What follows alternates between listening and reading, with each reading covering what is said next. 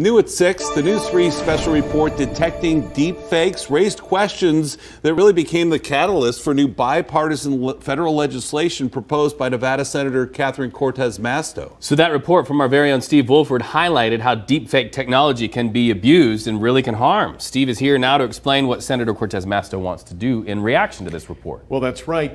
Senator Cortez-Masto, who is a Democrat, just introduced this bipartisan legislation with Republican Senator Jerry Moran of Kansas.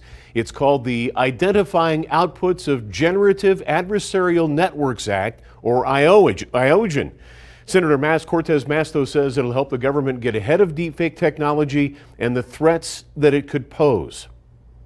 As soon as I saw this and heard this, I thought, oh my goodness, this could be used for it could be used for good purposes, but it could be used for so many bad, nefarious purposes that can harm individuals, could harm our country, could harm our election, you name it. In an exclusive interview today, Senator Catherine Cortez-Masto said as a former Attorney General, it didn't take long for her to realize the countless ways deepfake technology could be used to mislead and misinform Nevadans and all Americans. Let me just tell you and the whole team there at Channel 3, thank you so much.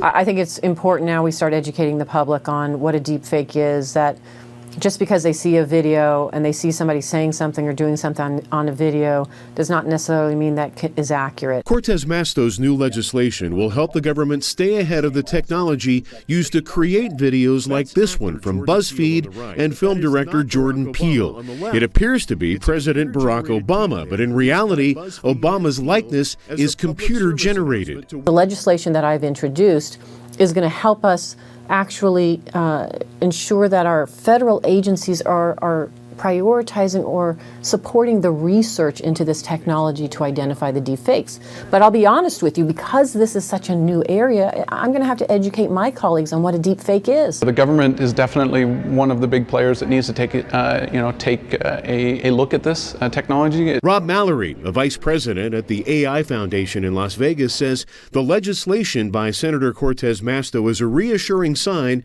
the federal government is acting on the deepfake threat. The biggest thing is putting it on everybody's radar that it is an issue, it is a problem. Funding would be fantastic to receive for different organizations from the government. I think that'd be a great way that they could support everything.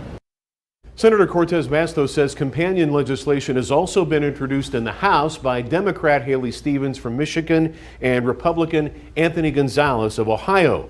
News 3 will continue to follow this legislation as it works its way through both the House and Senate and eventually to President Trump's desk. Reed. All right, Steve, thank you. We've got an update on a shooting last night.